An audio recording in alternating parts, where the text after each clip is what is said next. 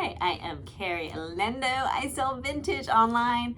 I got a little special video. This is a year-end haul of my favorite finds. Not necessarily the most expensive things, just the things I enjoyed the most. Some of these have sold, a few of them haven't.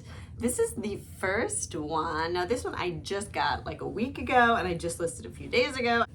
We got not just one piece, two pieces. This is a little peignoir set by Bill Tice. Now Bill Tice is a famous, he did a lot of kind of known for being the first person to do like the pleated caftan look. Some of his pieces are in the Met. I will flash them up. I actually thought this was silk. It is polyester. It was funny, I was like looking online to try to price it and I'd be like, well, mine is silk, so mine will be more than that. And then I looked and this one is actually polyester. I was wondering why it wasn't wrinkling. But it's still gorgeous. It's a gorgeous polyester. It's got like this dropped waist. Mwah, love it. Picking up textiles, and I sold a bunch of textiles. First we have, this is just a boy reading with his lion. This I got at the bins. I think I paid $1.50. And it sold for $30, which isn't a huge amount, but pretty good. It sold pretty quickly. And I love selling weird, quirky things. And this is a weird, quirky thing. This is a boy reading on a lion. I'm not sure if does this have to do with Lion, the Witch, and Wardrobe? I don't know. Maybe if somebody knows what this is or why this is, let me know. Next we have, this tablecloth. This one for $90. I got it in Phoenix at a Savers, which Savers is just like too expensive these days. I don't go very often.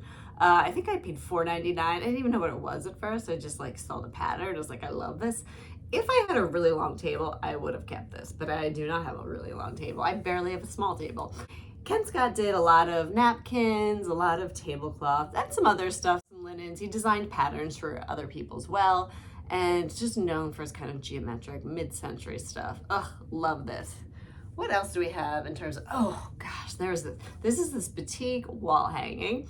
I paid $3 at an estate sale. It's Javanese, and one of the reasons I was able to kind of identify this is because I found a very similar one. If I was more into like antique trading, I probably could have got more for this, although it probably would have taken a while because there are some that sold for $300-400, although they're a lot larger. Mine was pretty small, and I sold it for, $59. And that sold pretty quickly, and I'm happy about that. And then last we have, this one didn't sell yet. I got this one at the bins.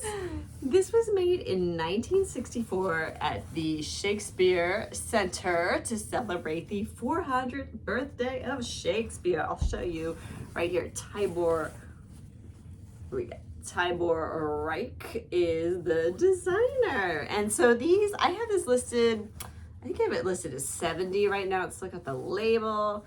Has not sold, has some interest and likes. This will take a while. This is a very specific piece, but I'm gonna find that right Shakespeare lover and it's gonna sell. There's a few that had pretty good comps. This is probably my favorite designer piece, or like newer piece, not vintage. These are some Mother collab jeans with collaboration. I don't know why I'm saying it like that. With Carolyn Murphy. Carolyn Murphy was like a model, and now she does some design stuff, and they did like an eco line with her. I got these at a sample sale, so I did pay a lot. I think I paid $55 or $60 for these, but they sold for $140. I had them listed for like $235 for a while, and they weren't selling. I really wanted to keep these. These are just cool patchwork. They're different quilted ones. I really wish I would have bought more of these. I kind of hit the Mother sample sale just like in a frenzy. It was kind of a madhouse, and I had to catch a flight that day because my mom was in the hospital. So I think I did pretty well considering. And like I said, the jeans were like between $55, $60, and I think like sweatpants and non-denim were $50. So you're not gonna make a huge profit, but if you buy the right things, you'll make a good profit. And it was a quick profit because most of the things could be new with tags, but with a sample sale, some of the things were flawed. I got home, some of them were missing buttons. Anyway, this was not flawed.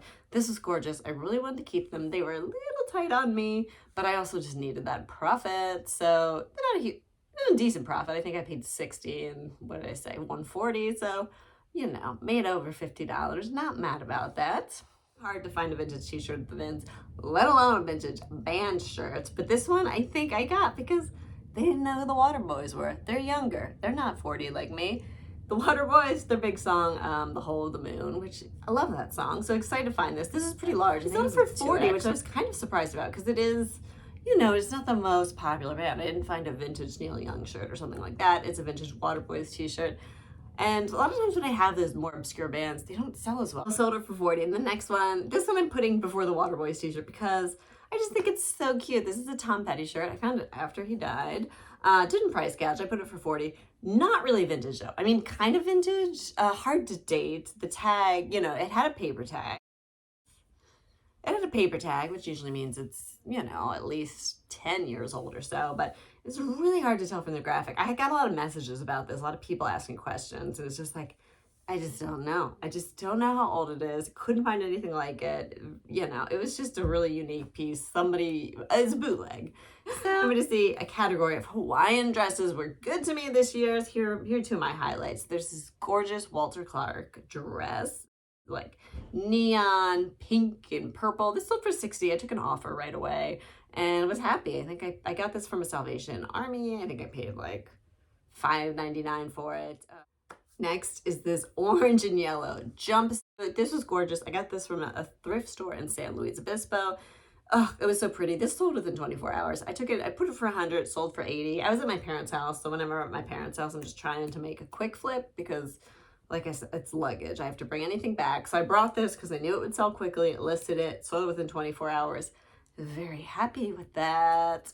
Next we have this Randy Johnson mug. He was a potter, I want to say 60s, 70s. He's a student of Warren Mackenzie. He was like a big kind of potter. It's gorgeous. It's called Chino Glaze. I got it from an estate sale. It's kind of a funny estate sale.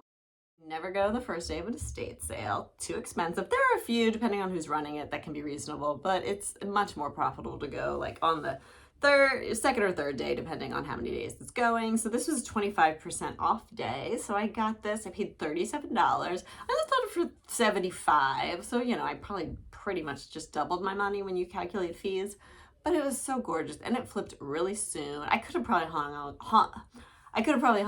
on to it longer, but I was just so worried I'd break it. There's more pottery at that estate sale, and I regret not getting it. I actually went back the next day when it was half off, and the line was like around the block. It was crazy, which is also weird because it's mostly nudes, and it was mostly couple. It was like hipster couple. To be a young, hip couple on a Sunday buying nude photography of males together. I was looking through my jewelry. I sell about 40% jewelry, and trying to pick my favorite piece, and I would have to say it's this celestial antique locket, probably from the 20s.